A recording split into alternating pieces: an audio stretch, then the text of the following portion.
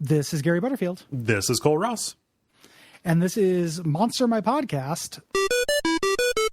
There's a monster in my podcast. This is our retrospective Malleus Monstrorum retrospective episode. We're just going to take a couple minutes and talk about this book. Yeah.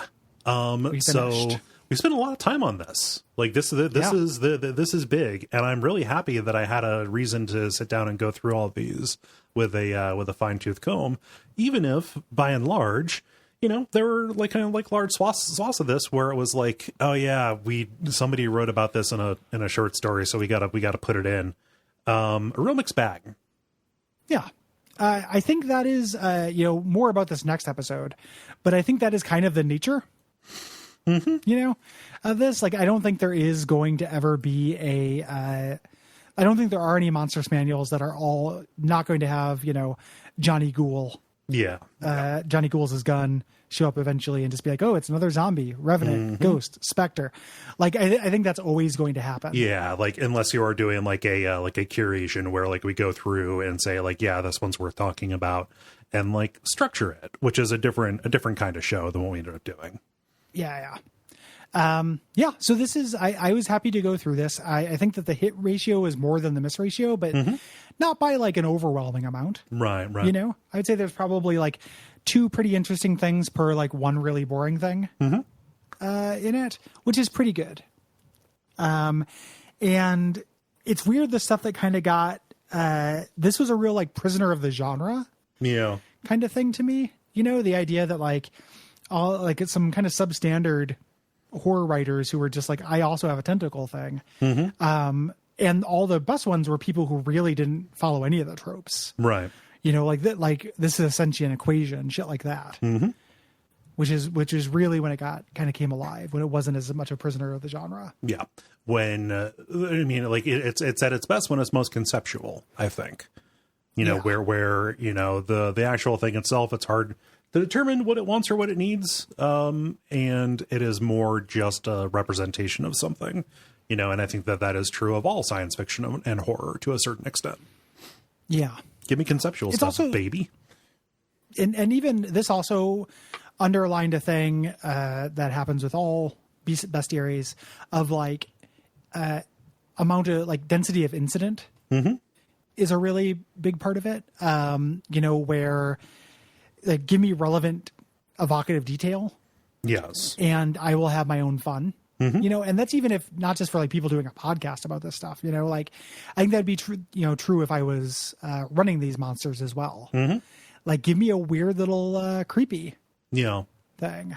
Yeah. Or give me something that I can build things around, because, practically what this is supposed to be, a keeper as they're coming up with, the concept that they want to run, if they're not doing something like a, like a module where a lot of this information will be included anyway. It's like a catalog. You're shopping. You're looking for inspiration and saying like, yes, this thing or its cult or this particular detail is a thing that I think would be cool to run. Like I am looking forward to taking my friends through a story based around this. And for some of these, it's hard to see the germ of an idea that could turn into something good, Yeah.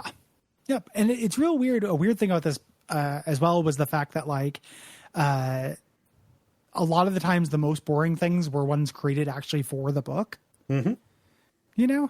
That's really strange. Yeah.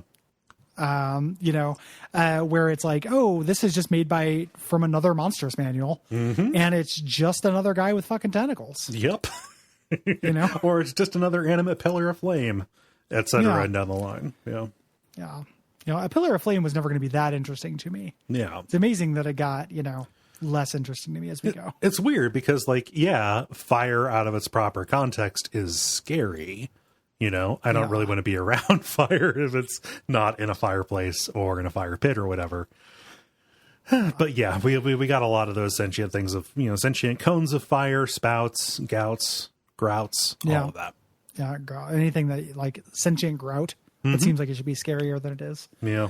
But lots of cool stuff. And I liked the scale shift that happened halfway through this from like critter to god. Yes. You know, like a bunch of these gods are pretty neat. So yeah, good book. Yeah. Recommended it. Recommend it if you like this kind of shit. Yeah. Loved doing Naralatha Fest. That was best the best 4 months of the 5 year. months of the year. Yep. Yep. Yeah. I can't wait for next year.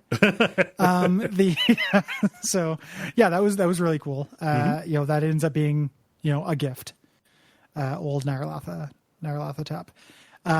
It's also weird going back to this. There were a couple things that were surprises that were like, I remember, like I had done a bunch of filling in my mind. Like Ihord is really cool. Yep. But in my mind, he was incredibly cool. And like, I love Haster, obviously. But in the book, there's not very much. Like a lot of my Haster love came from supplemental material and like modules and shit. It's just stories about like the cults. Like Haster is a little bit less interesting than the stuff around it. Carcosa and whatnot. Yep. Yeah. So that's kind of the wrap up on Malleus Monstrorum. And as far as what's coming next, we are going to talk about that next episode. We're just doing this so that we don't have a weird Patreon release. Regardless of that, though, so like after the next episode, there will be a break before the next thing. And we appreciate you listening to the show. Yeah, thank you. We like you. Yeah. No, we never do admin on this show. But if you do like the network and support us, we really do appreciate you. Yeah. Patreon.com/Duckfeed.tv and ratings and reviews. Yeah. Share it with your friends. Please do. Umbasa. Brought to you by our backers at patreon.com/DuckFeed.tv.